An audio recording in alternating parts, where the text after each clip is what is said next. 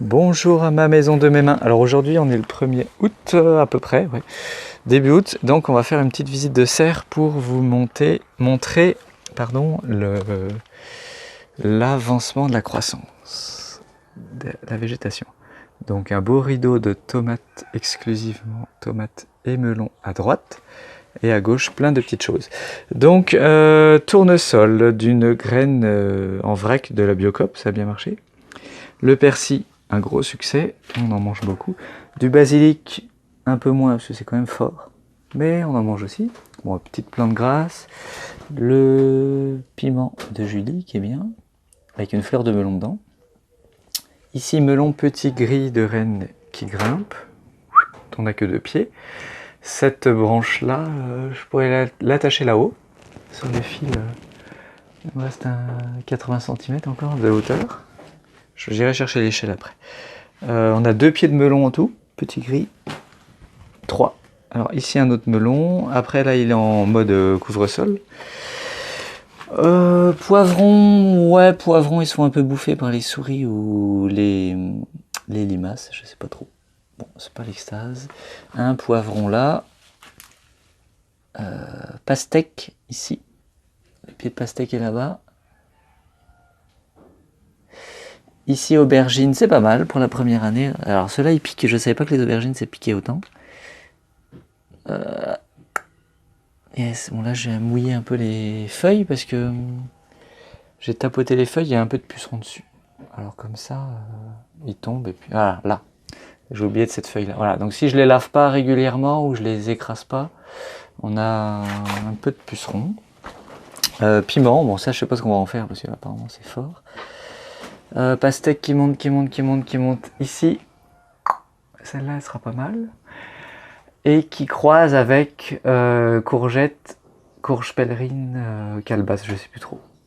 Calebasse, ouais, africaine, qui est dans une bassine. Les 2 cuves d'eau de pluie.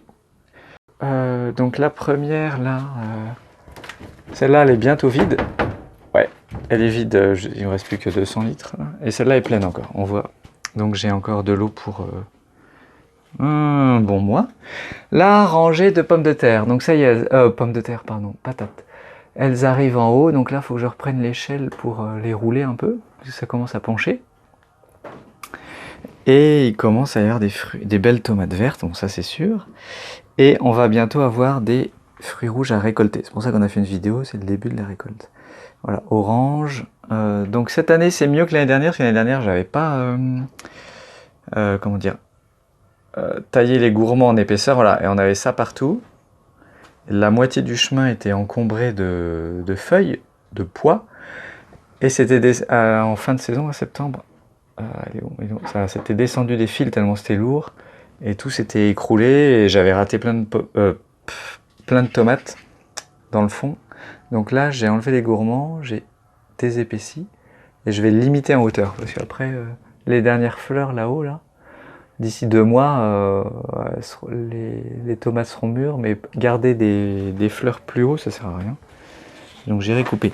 Cette année aussi, pour économiser de l'eau et pour arroser plus facilement aussi, après avoir rajouté beaucoup de matière organique, de broyat, de tonte, en andin, j'ai bâché. Et j'ai fait une petite croix et on a planté. Donc là, quand j'arrose, en fait, je mets le tuyau sous la bâche. Voilà. Donc il fait bien chaud, il y a toujours des vers de compost. Les pieds sont pas énormes, mais c'est bon. Les petites souris se promènent en dessous aussi, les musaraignes ou trucs comme ça, voilà. Et on a de la... D'en bas ça fait ça. On a une faible épaisseur, voilà, et la lumière va partout. Et les feuilles basses commencent à jaunir. Green Zebra. Voilà. Et ici on revient sur 2 pieds de melon à l'entrée. Voilà. Qui sont pas mal balèzes, il y en a 4. Et ils montent pas plus haut, donc il faut que je les guide aussi. Donc là je vais aller chercher la petite échelle, je guide, je coupe les gourmands là-haut, les têtes. Et voilà, c'est fini, ça marche. A plus.